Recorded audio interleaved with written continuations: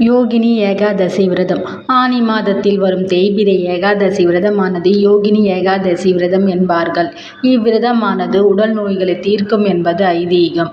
மேலும் உடல் நோய்கள் மற்றும் இன்றி அகத்தே தோன்றும் நோய்களையும் தீர்க்கும் மகத்துவம் வாய்ந்த யோகினி ஏகாதசி விரதம் இவ்வாண்டு 2/7/2024 ஆனி மாதம் 18வது நாள் செவ்வாய்க்கிழமை அன்று வரவுள்ளது.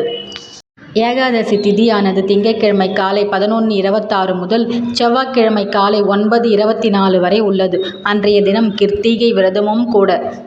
தனக்குரிய கடமையை மீறுவதால் ஏற்படும் சாபத்தை நீக்குவதே இந்த யோகினி ஏகாதசி விரதமாகும். ஏகாதசி விரத கதை. அழகாபுரியின் மன்னன் குபேரன். இவர் தேவர்களின் கருவூலத்தை காப்பவன். தீவிர சிவபக்தன். நாள்தோறும் தவறாமல் சிவபூஜை செய்பவன். குபேரனின் பணியாளின் பெயர் ஹேமமாலி. இவன் வேலை அன்றாடம் நடைபெறும் சிவபூஜைக்கு தேவையான மலர்களை பறித்து கொண்டு வந்து தருவது. ஒரு நாள் வழக்கம் போல குபேரனிடம் மலர்களை பறித்து கொண்டு வருவதாக சொல்லிவிட்டு சென்ற ஹேமமாலினி போகும் வழியில் தன் மனைவியின் மீது கொண்ட அன்பின் காரணமாக அவளை பார்க்க சென்று விட்டான். குறித்த நேரத்திற்குள் சிவபூஜைக்கு தேவையான மலர்களை கொண்டு வந்து தரவில்லை.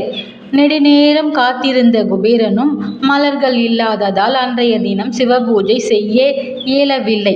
இதனால் கடும் கோபம் கொண்ட குபேரன் காவலனை அனுப்பி ஹேமமாலினியை தேடச் சொல்லி கட்டளையிட்டார். ஹேமமாலியை தேடிச் சென்ற காவலர்கள் திரும்பி வந்து குபேரனிடம் பூஜைக்கு தேவையான மலர்களை பறித்து வரும் தன் கடமையை மறந்து ஹேமமாலினி தன் மனைவியை பார்க்க சென்றுள்ளான் என்ற தகவலை தெரிவித்தனர்.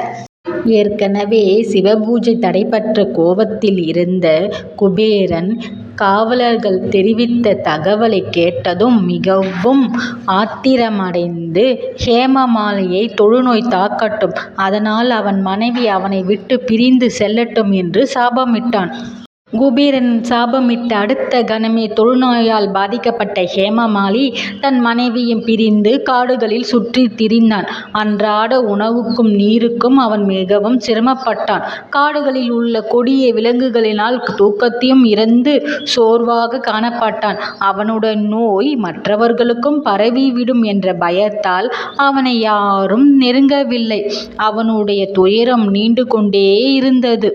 இந்த சூழ்நிலையில்தான் ஒரு நாள் காட்டில் மார்க்கண்டேய முனிவரை கண்டான் ஹேமமாலி. தனது நோயின் காரணமாக தொலைவில் இருந்தபடியே அவரை வணங்கினான். முனிவர் அவன் நிலையைக் கண்டு வருந்தினார். யாரப்பா நீ, இங்கு என்ன செய்கிறாய் என்று கேட்டார். அதற்கு ஹேமமாலி எதையும் மறைக்காமல் நடந்தவற்றை கூறினான். அதை கேட்ட மார்க்கண்டேய முனிவர், உன் மனைவியின் மீது நீ கொண்ட அன்பு தவறில்லை. ஆனால் உன் கடமையை தவறியதால் நீ இப்படி வேதனைப்பட வேண்டி உள்ளது. உன் துன்பம் நீக்கும் ஒரு விரதம் ஒன்று உள்ளது. அதை நான் உனக்கு உபதேசம் செய்கிறேன் என்றார்.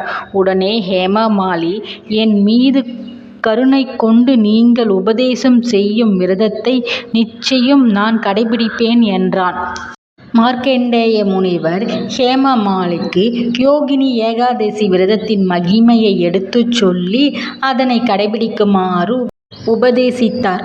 முனிவரின் வாக்கை தெய்வ வாக்காக கருதிய ஹேமமாலி யோகினி ஏகாதசி நாளில் விரதம் இருந்து தன் நோய் நீங்க பெற்றான்.